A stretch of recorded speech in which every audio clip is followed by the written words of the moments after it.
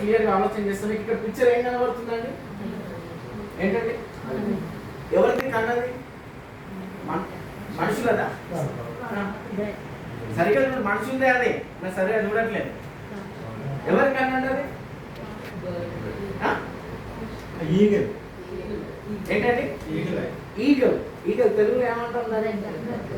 రత్త ఎక్కడ ఉంటుంది చెప్పండి? ఎక్కడండి? ఆకాశం పైన ఎత్తైన ప్లేస్ లో ఉంటుంది. అవునా?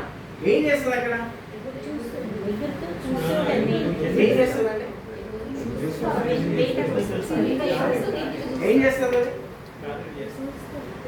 అంత పైన అది ఏం చేస్తుంది? విహారయాత్ర చేస్తూ ఎక్కడ చూస్తుంది? భూమి మీద చూస్తుంది. ఎందుకు చూస్తుంది?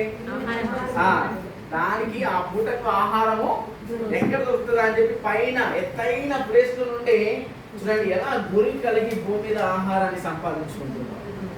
అర్థమవుతుందండి? ఎత్తైన ప్లేస్ లో ఉంటూ, అవునా, ఎత్తైన ప్లేస్ లో ఉంటూ దాని స్వభావం అది. అర్థమవుతుంది? అది మామూలుగా ఇక్కడ కింద తిరగదు. అది చాలా ఎత్తైన ప్రాంతంలో అది తిరుగుతూ భూమి మీద ఎక్కడ ఆహారం దొరుకుతుందా అనేది, అంటే దాని కను దృష్టి చూడండి ఎంత అద్భుతంగా ఉందో. సో ఈరోజు దర్శనం కలిగి ఉన్న మనమందరం కూడా సో అలాగూ చూడగలగాలి. అదేవిధంగా రెండోది ఏం కనబడుతుందండి మీకు? ఏంటండి? అంటే ఏంటి? తెలుగులో ఏమంటారు? ఇంత బాగా చెప్పారు కదా. దర్శనం అంటే విజన్ అన్నారు, విజన్ అంటే దర్శనం అన్నారు కదా. ఏంటి మరి చెప్పండి? మ్యాగ్నిఫైయింగ్ గ్లాస్ అంటే ఏమంటాం? తెలుగులో ఏమంటాం? ఎందుకు వాడతాం భూతలు దాన్ని? నిజంగా చెప్తారు, అలాగే యూజ్ చేశారు దాన్ని. సన్లైట్ కదా, ఎవరికైనా మంట సురుకు రావడానికి ఏం చేశారు?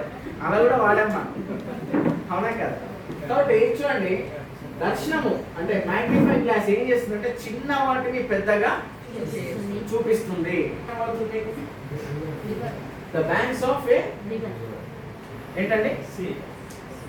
ఇక్కడ ఈ పిక్చర్ ఏం కనబడుతుంది? సియా. మీకు తెలిసింది, ధైర్యంగా మొహమాటం లేకుండా చెప్పేసేయండి ఏం కనబడుతుంది కదా. సో నది ఎలా ఏర్పడుతుంది చెప్పండి? నది ఎలా ఏర్పడుతుంది?